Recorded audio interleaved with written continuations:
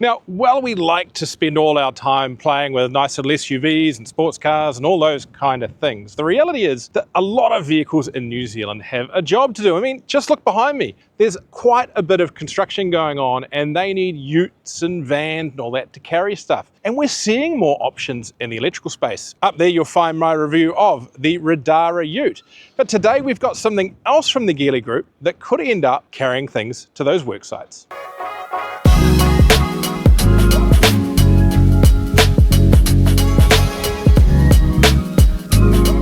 It's this, the Farizon SV or Supervan. I don't know why it's a Supervan, but hey, it does look pretty interesting. This is one of the few vans I've ever had where I've had people visibly staring at it when I've been passing them in traffic, or I think the other day we had kids hanging out a car to take a look. It is quite a striking looking vehicle for a box on wheels.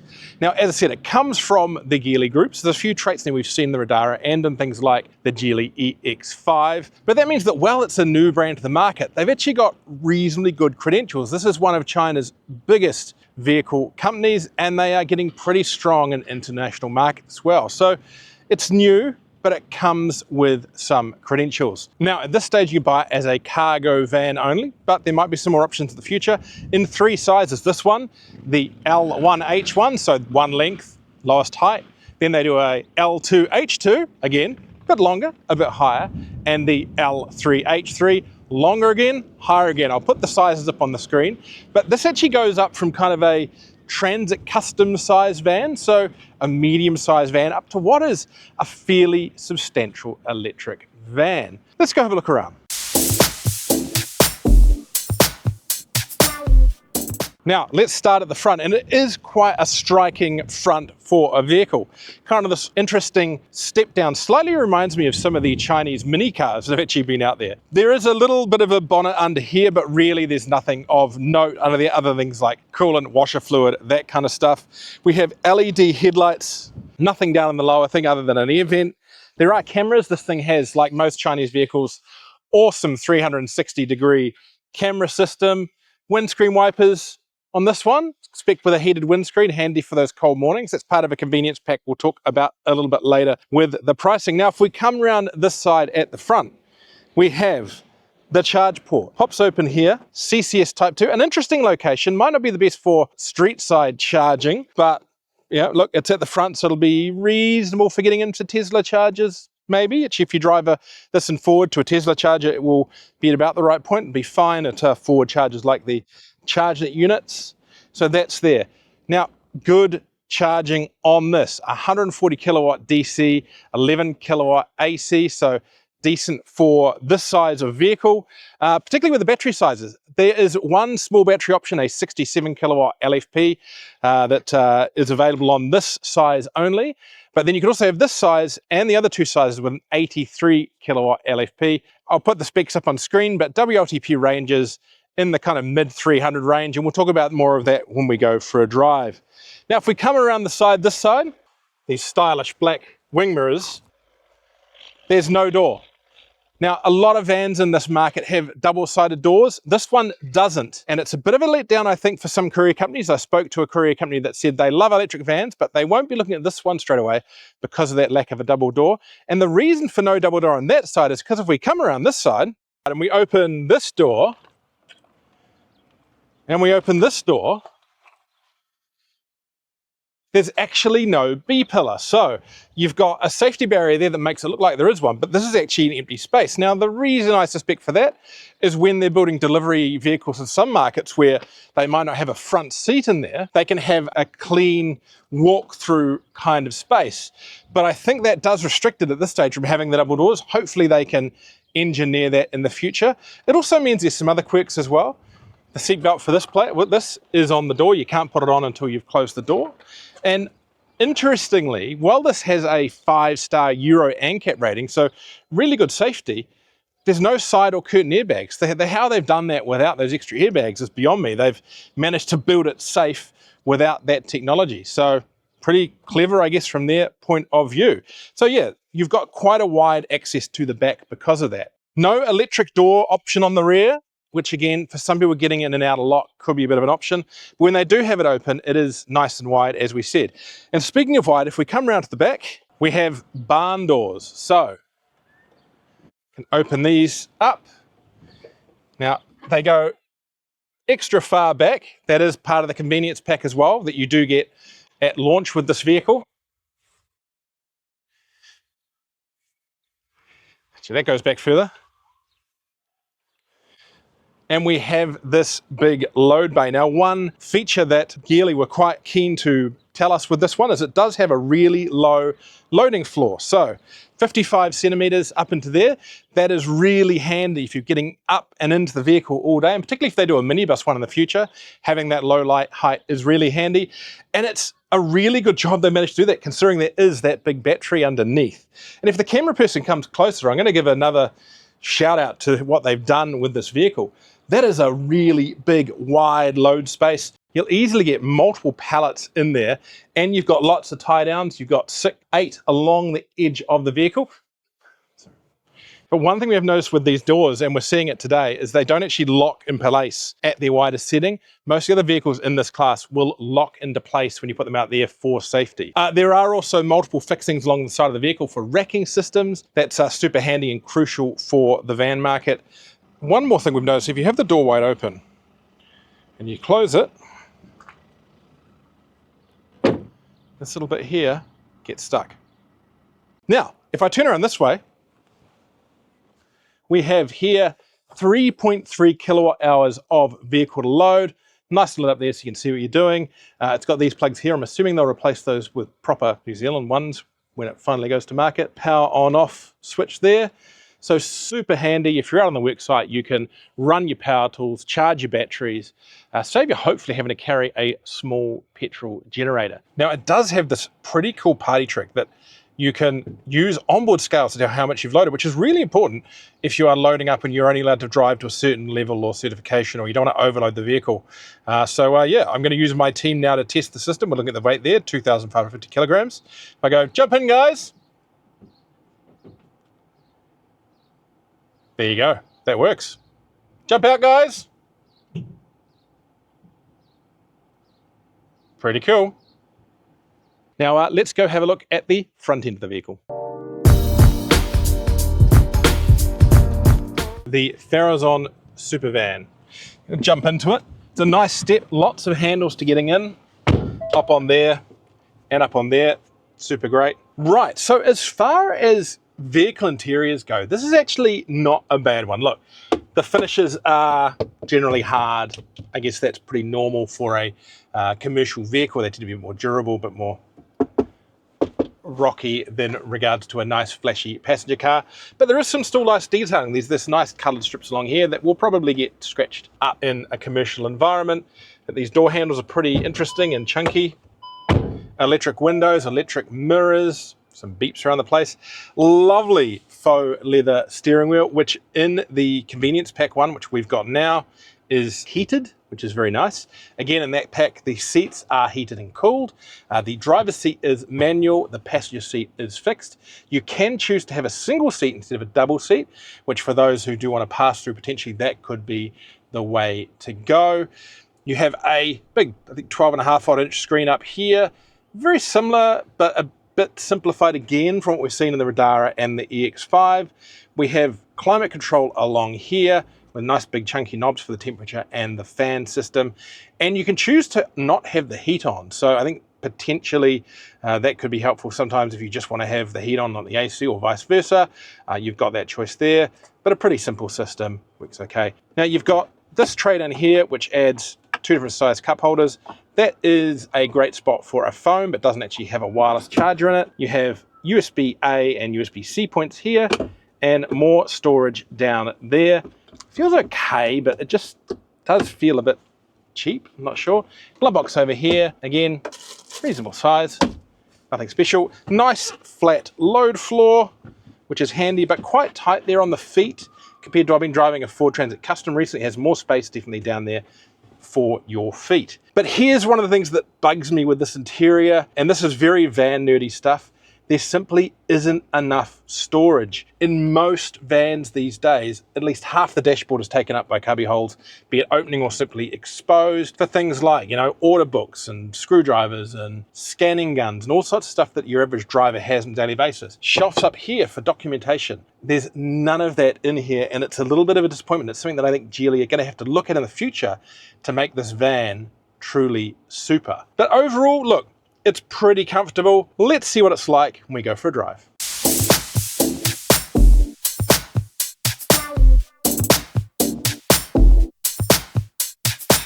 Right, so let's take the Farizon Supervan out for a bit of a drive. Controls are very familiar to electric car world. We have a transmission shifter over there. Great 360-degree cameras on this thing. 3 drive modes, Eco, Normal, and Sport. They also vary the regen. You've got 3 levels of regen. I kind of just like it sitting in the normal mode. I found that with high regen and sports mode in this vehicle, it's just a little bit too much, and it makes the car a bit kind of seesawy, which is probably best to avoid. Now, power-wise, 170 kilowatts and 336 newton meters of torque. That is decent, probably not the most torque you could expect out of a vehicle of this size, but decent power certainly. And it makes it pretty sprightly about. But you need that power because this one here has a 1,300, or just over 1,300 kilogram payload. That is a lot of payload for a modest size van. And it's interesting because certainly when you do start throwing a battery into these things, it can really impact how much you can carry. So 1,300 kilograms, that is going to give you more than enough for most uses. So yeah, that is plenty of power to haul that kind of load, I guess. I'm not sure what the performance is going to be when it is heavy. We put 300 or 400 kilos of stuff in the back. I was emptying out a garage, so we did that over the weekend. Took it really easily. Unfortunately, I didn't get a photo of us doing that. But yeah, that amount of power will handle that quite well. And it will tow. 2,000 kilograms of tow, which is pretty average, but I think pretty decent in the van market. So really, it's a vehicle that kind of can do it all. Doesn't come with the tow bar standard. You do have to add that as part of the package. There is a bit of a whine. I'm not sure you're picking up on the microphone, but something other reviewers have noted too is that when you're off power, this vehicle does have quite a whine. It's not a safety noise. It seems to be drivetrain noise, but hopefully it's not bad, but hopefully something Geely can work out in the future with that. Now, visibility is excellent. We've got these kind of quarter windows up there. While you can't see the nose at the front, there are sensors for the front and the rear, so handy to have that. Not a lot of view out the back through that little window there. I do think a video rear vision camera would be nice, but as we said before, you've got the 360-degree camera there. Though it does have one thing with the 360-degree camera that does bug me a little bit. At low speeds, when you indicate, it will bring on the 360-degree camera. That's great. I can see what's going on around me when I'm in tight quarters. But then once you get up to speed and you do the same, say I want to indicate here to change lanes, it comes up on the screen every time as being vehicle speed too high, unable to activate panoramic display. And that's fine. I get it if they don't want to put the panoramic display up at speed. But why do they need to tell me every time? I think that's something that needs to be tuned out of the system. Another thing that needs to be tuned out of the system is some of the quirks with the ADAS system. It has a really extensive list of ADAS, and most of it works okay, but some of it doesn't. I'll put the list of what you do have in the ADAS system up here now. And it is above and beyond, I think, for a van, particularly things like the rear cross-traffic alert, that's going to be super handy. The blind spot detection, that's going to be super handy. So the adaptive cruise control, when you come up to a corner on the open road, it slows down using regen, which is great. Some cars do that, but it slows down a lot, and it might, hopefully not, catch out some traffic behind it. It certainly needs to be softened. You don't want anyone getting a bit confused about your erratic driving when you're in your Supervan. Similarly, the lane keeping control is there, but it seems quite aggressive, right? You'll be driving along and it'll just keep on quite heavily nudging you out of the lane. Now, I switched to the lane centering system, which was better, but still not great. It really does want to kind of drive you back towards the center quite aggressively to the point where it will actually knock you out of line in your lane. That's not ideal. But again, I think that's something that they can tune out pretty quickly with an update. I believe these vehicles are capable of over-the-air updates, and hopefully they'll get that sorted really soon.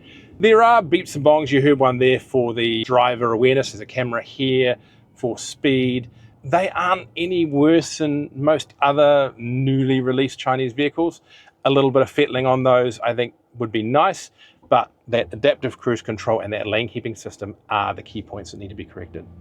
Now, seats. The seats are pretty good and there's reasonable knee room here, though the center passenger is going to be up against there. It is kind of tight between the dashboard and here. The driver's seat does have an armrest, but it probably would be nice if it just adjusted up just a tiny bit higher for my purposes. And it should be noted you can't adjust the height of the seat either, only the angle of the backrest, though. Unlike some vans, there is actually a reasonable amount of space between the seat and the safety barrier to make for a decent amount of driving room. In the convenience package that we have here, the front seats are heated and ventilating, but this is a little bit annoying in that you have to go into the display to set those up. And if you're often CarPlay or Android Auto where you kind of multiple screens, and it does have a wireless Android Auto and CarPlay, which is great, seeing as I'd seen in some reports it was actually wired, then it's actually 3 or 4 steps, quite tricky steps to get to that setting. So good that it's got it. But really does need to be a little bit easier to access. The steering wheel, that is heated as well. The button for that handle is just on the steering wheel.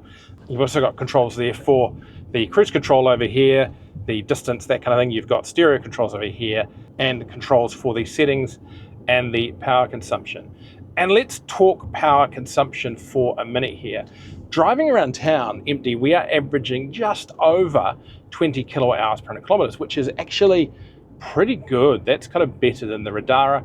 With a load on and on the open road, I saw that rise up to about a peak of 26 kilowatt hours per 100 kilometers, which is still not terrible. And in the 83 kilowatt version we've got here, they claim a 370 kilometer WLTP. Now, I would suggest, unless you are driving like a monk all day with an empty van, you aren't going to necessarily see that range, but I think with a modest load of a few hundred kilograms, which is going to be pretty normal for tools and round town work, 300, even just over 300 with the bigger battery is more than achievable. I mean, at the moment, if we look at the guessometer here, we're at 56% and 193 kilometers of range left on dynamic, which means that we're going to potentially, if we were to stay this way, hit kind of that almost 400 kilometer measure. So that's pretty good. Richard here from our office while we're in the edit. Now, you probably thought well, that was a bit of a half-ass answer in regards to how well this thing does as far as range when it's got a load on. And I think so too. So I've had a chat to the guys at Geely, Farizon, and they're going to be doing some testing soon locally with basically a ton in the back of a van and a ton without. And we're going along for the ride. So don't forget to subscribe to make sure you get that video when it arrives. Now, I am really impressed with the way that this van handles, at least empty. Out on the open road, it is really, really zippy. The steering is actually quite nice and direct, almost too aggressive, and I'm wondering if that may play a part a little bit in the issues we have with the lane keeping, the lane centering system. The brakes feel pretty good as well. I guess it's all down to having that big battery, that big LFP battery, down low and flat, but this feels really car-like and almost a little bit sporty to drive. Interestingly, the Farizon Supervan is one of the first production vehicles in the world to run its steering, braking, throttle and shifting by wire. There's no direct connection to the wheels via the steering wheel or the brakes. But you wouldn't notice it. It drives normally. So I guess most of that technology is going to be around packaging and efficiency. So what does all this cost? Well, the range starts with the 67 kilowatt hour battery in this size for $74,990. This one here is $79,990, and that spec, and you go all the way up to $89,990 for the big L3 H3. Let's get these orders correct. I'll put the warranty terms up there on the screen. And of course, you've got that convenience package for a limited time that you get on top. I think you really want that convenience package. Now, what do I think of the Farizon? As an electric vehicle, it's really, really good. I think it's probably one of the better electric vans out there. That charging is excellent. The way it drives is excellent. As a van, I think there's a little bit of work to go. I think some of those lessons that Ford and Toyota have picked up over the years, they've still got to kind of learn and bring into this vehicle around more storage and potentially things like sorting out that door system, just things that really make a difference in people's day-to-day work life. But for now, it's great. It's price competitive, drives well, and I think it looks really cool. Anyway, thanks for watching. Don't forget, for more, like and subscribe down below. Go to our website and sign up to our newsletter, and we'll catch you later for more vehicles that hopefully are or aren't vans. I don't know, depends on what you're into.